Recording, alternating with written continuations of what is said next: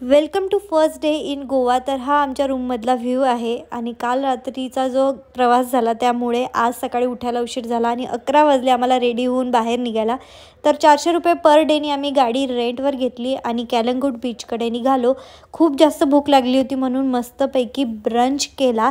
तर ॲक्च्युली आम्ही गोवन नाश्ता करणार होतो, पण एवढं सर्च करत बसलो असतं तर खूप वेळ झाला असता आणि भूक खूप लागली होती म्हणून साऊथ इंडियन नाश्ता केला आणि बीचवर आम्ही थोड्या वेळ एन्जॉय केलं, थोडं फोटोशूट वगैरे केलं आणि त्यानंतर आम्ही निघालो परा रोड बघायला। तर परा रोडला जाता जाताच आम्ही तिथे थोडेसे फ्रूट्स खाल्ले, ज्यूस वगैरे पिलं आणि हा आहे परा रोड।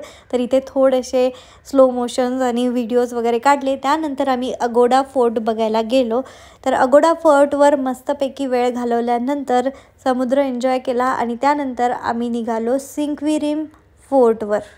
सिंक्वेरीम फोर्टच्या बाजूला सिंक्वेरीम बीच आहे, तर तिथे सुद्धा आम्ही छानपैकी एन्जॉय केलं।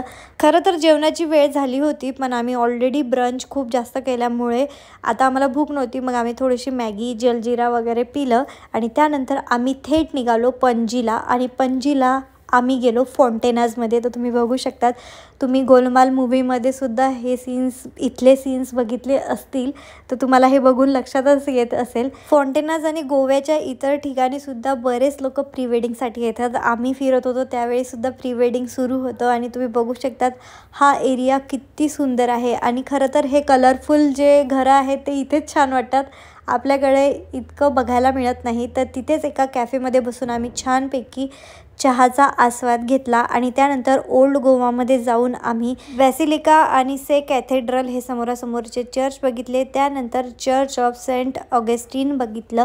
त्याच्याच बाजूला एक म्युझियम पण होतं, पण ते त्यावेळेस बंद झालं होतं, त्यामुळे आम्ही बाहेरूनच त्याच्या मस्तपैकी एक फेरफटका लावला आणि एक चक्कर मारून फक्त बाहेरचा तिथला एरिया जो आहे तो आम्ही बघून आलो।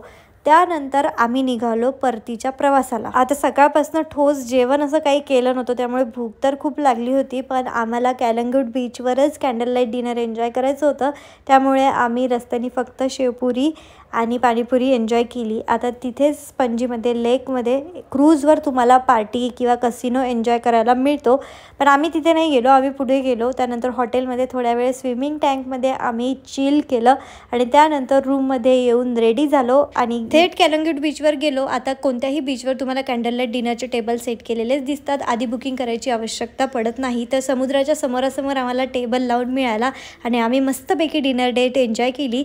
इथेच आमचा दिवस संपला। आता भेटूया उद्याच्या व्हिडिओमध्ये।